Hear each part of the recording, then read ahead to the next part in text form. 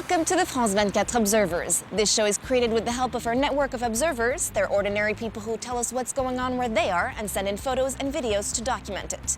We verify it all here in Paris and bring the best to you.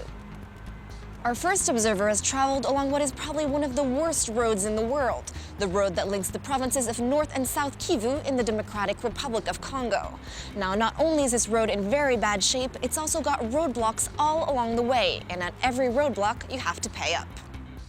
This isn't a small road. This road links 4 provinces and goes all the way to neighbouring Burundi. It's 108 kilometres long. It's in very bad condition. If you drive a Jeep, it can still take you more than 10 hours to drive the whole way. And that's if it doesn't rain. If the road is muddy, it can take 3 or 4 days. It's really hard. You had better be in very good physical condition. I called it the road from hell. I counted 3 roadblocks operated by men in uniform, soldiers from the Congolese army.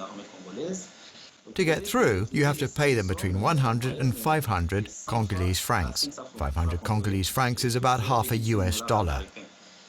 There are also lots of other roadblocks belonging to members of armed groups, as well as local teenagers. There were so many of these roadblocks that I couldn't count them. The thing is, we don't know who has the right to ask for money and who doesn't. If there were just a few roadblocks, we might be able to accept this. But when there are too many to count, it really makes our lives difficult. You've probably heard of whirling dervishes. They're those Sufi dancers who swirl round and round in circles. Now, our next observer is going to tell us about a rather unusual whirling dervish performance. It takes place in Turkey, inside a prison. Mehmet Sutak, who is the prison's director, had this great idea of offering classes to inmates so they could learn about Sufi teachings. This includes the Sema, the mystical dance of the whirling dervishes. It's more than a dance, really. It's a prayer ceremony to get closer to God. They also learned about Rumi's philosophy, which is based on love, tolerance, and respect. The prisoners signed up for these classes voluntarily and trained for months. I attended 2 of their performances. It was really very touching.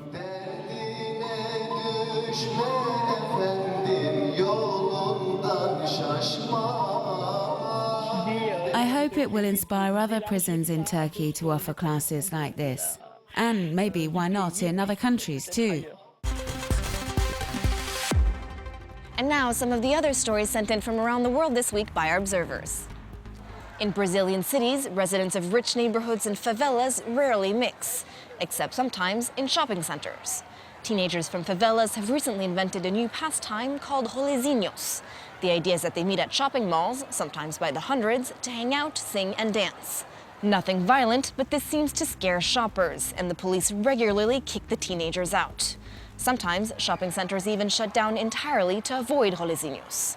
It's become a big subject of debate among politicians and has pushed some to start paying attention to the lack of opportunities for favela youth. In Cameroon, like in several other African countries, some women use alum stones to try to give the appearance that they are virgins. This stone is crushed and mixed with water.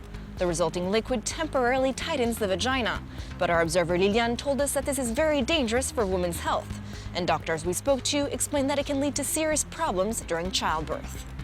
Our observer Nikki Stein is very concerned about the state of toilets in South African schools.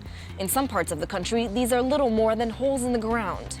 Not only is this unhygienic, it can also be dangerous. In January, in the province of Limpopo, a boy fell into one of these toilets and drowned. According to our observer, this shows that the government doesn't pay enough attention to schools in impoverished parts of South Africa. These pictures were taken by Tanya Habjuka, a photographer who captures what she calls the bizarre reality of life in the Palestinian territories.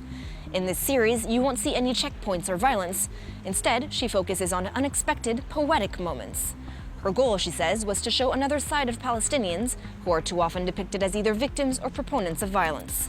In her pictures, men, women, and children enjoy simple pleasures despite the challenges of their daily lives. That's all for this week, but as always, you can find more reports from our observers on our website, on our Facebook and Twitter pages, and on our smartphone app. See you next time.